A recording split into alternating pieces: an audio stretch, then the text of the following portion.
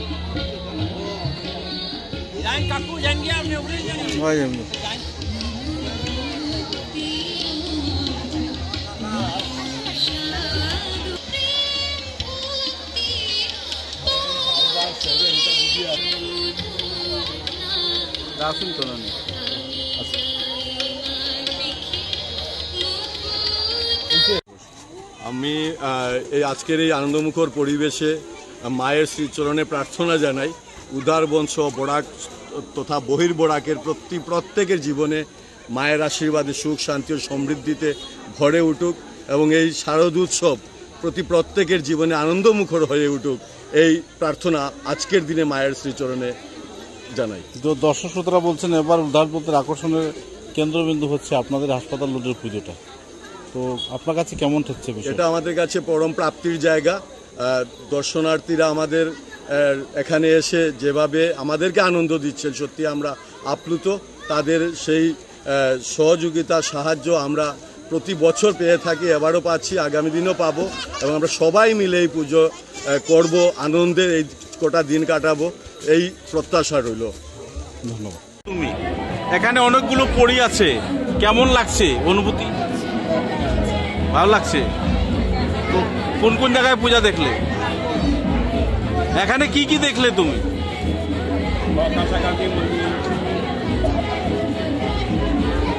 অনেকগুলো পরী রয়েছে, কেমন লাগছে? এরকম একটা পরীর দেশে থাকতে চাও? এরকম একটা জায়গায় থাকতে চাও? দুর্গা মূর্তি কেমন লাগলো?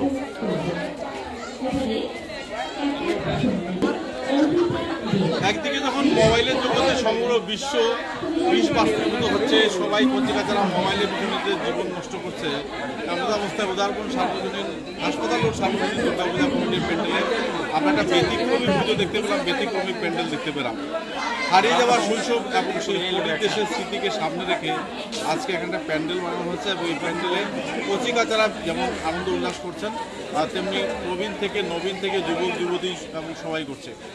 বিষয়টা হচ্ছে আজকে মোবাইলের যুগে যেভাবে সবাই হারিয়ে যাচ্ছি, আমরা একে অন্যের সাথে কোনো সম্পর্ক রাখতে পারছি না। আজকে যেমন আমরা পরিবারের সাথে তেমন সময় দিতে পারছি না, এই প্রতিযোগিতার যুগে আমরা সবাই ছড়িয়ে ছিটিয়ে পড়েছি। সেই জায়গায় দাঁড়িয়ে আজকের দিনে একটা পরীর দেশ বাচ্চাদের কাছে একটা বাড়তি পাওনা এবং সেই গল্পর বইয়ের যে রূপকথাগুলো, সেই রূপকথার কিছু চিত্র আমরা এখানে দেখতে পাচ্ছি। এবং রূপকথার যদি কথা আমরা বলি, রূপকথা এখন প্রতিদিন লুপ্ত হচ্ছে, কারণ রূপকথা দিকে কারো তেমন ধ্যান নেই, তেমন বই পড়ার আনন্দ আজকের যুগে নেই। প্রসঙ্গটা হচ্ছে বাচ্চাদের জন্য এই যে একটা হারিয়ে যাওয়ার সংস্কৃতিকে সার্বজনীন হাসপাতাল দুর্গাপূজা কমিটির কর্মকর্তা নিয়ে এসেছেন, এটা একটা ব্যতিক্রমী পদক্ষেপ। এবং এই ব্যতিক্রমী পদক্ষেপে আমি বলতেই চাইবো যে আজকে দিনে যারা মোবাইলের জগতে নিজেকে হারিয়ে দিচ্ছে, কচিকাচারা ঘুম থেকে উঠেই মোবাইলের পিছনে রয়েছে, তাদের কিন্তু এই রূপকথার দেশে, এই পরীর দেশে একটা বিশেষ প্রভাব ফেলবে তাদের মনে। কারণ এখন সেই আর গল্পের বইয়ের যুগ নেই যে কোনো গল্পের বই পড়বে বাচ্চারা, কিংবা কোনো রূপকথার গল্প বলবে, বা কোনো রাজারানীর গল্প বলবে, রাজারানীর গল্প শুনবে, সেই যুগটা কিন্তু এখন নেই, ধীরে ধীরে হারিয়ে যাচ্ছে। সেই জায়গায় দাঁড়িয়ে পরীর দেশের এই যে একটা চিত্র আমরা এখানে দেখতে পাচ্ছি, এখানে কচিকাচারা একটা বিশেষ আনন্দ পাবে বলে আমি ভাবছি। এবং সেই সঙ্গে শুধু কচিকাচারা নয়, নবীন প্রবীণদেরও মধ্যেও একটা আনন্দ উল্লাসের জোয়ার আমরা এখানে দেখতে পাচ্ছি। যারা ছোটোবেলা থেকে কলা সংস্কৃতির সঙ্গে জড়িত, রূপকথার গল্পের সঙ্গে যারা নিজেকে জড়িয়ে রেখেছেন, তাদের মধ্যে একটা কিন্তু বিরাট একটা স্মৃতি সম্ভার আজকের এই প্যান্ডেল। এবং এখানে যেভাবে জনস্রোত দেখতে পাচ্ছেন, বুঝতেই পাচ্ছেন, সকল স্তরের নাগরিকরা এটি এনজয় করছেন। এবং আগামীতে এই প্যান্ডেল আরও সুন্দর। আমি দীপজয়, আমাদের ভিডিও জার্নালিস্ট দীপজয় চক্রবর্তী উনি রয়েছেন, ওনাকে একটু ক্লোজ থেকে এই পরীর মুখগুলো তুলে ধরার জন্য। একটা পরীর দেশ যেখানে সবাই নিজেদের স্বপ্ন বুঝছে, সেই জায়গায় দশভুজাধারী দেবী দুর্গার একটি খুব সুন্দর প্রতিমা আমরা দেখতে পাচ্ছি। খুবই আনন্দঘন পরিবেশ এখানে। তাই আপনারা সবাই আসবেন উদারবন হাসপাতাল সার্বজনীন দুর্গাপূজা কমিটির প্যান্ডেলে। আমার একটা ব্যতিক্রমী প্রতিমা, একটা ব্যতিক্রমী প্যান্ডেল, এবং হারিয়ে যাওয়া শৈশবকে যদি তুলে ধরতে চান, সেই রূপকথার পরিদের যদি দর্শন করতে চান, কিংবা সেই রূপকথার দেশে যদি একটু নিজেকে মাতিয়ে নিতে চান, হারিয়ে যাওয়া দিনগুলোকে যদি আবার স্মৃতির দুয়ারে নিয়ে আসতে চান, তাহলে আপনারা অবশ্যই আসবেন উদারবন হাসপাতালের সার্বজনীন দুর্গাপূজা প্যান্ডেলে। এবং এ ধরনের ব্যতিক্রমী পূজা আগামী বছর আরও হোক, যাতে মোবাইলের জগৎ থেকে বাচ্চারা নিজেকে সরিয়ে নিয়ে গিয়ে রূপকথার দেশে, সেই পরীর দেশে, সেই রাজার দেশে, সেই রানীর দেশে নিজেদেরকে নিয়োজিত করতে পারবে। এটাই থাকবে আমাদের কাছে, ভগবানের কাছে আমাদের প্রার্থনা। প্রতিমা একটা ব্যতিক্রমী প্যান্ডেল, এবং মোবাইলের যুগে যখন সবাই হারিয়ে যাচ্ছে, সেই জায়গায় পরীর দেশের থিম বাচ্চাদের এবং আগামী প্রজন্মের কাছে একটা বাড়তি পাওনা। আপনার কেমন অনুভূতি?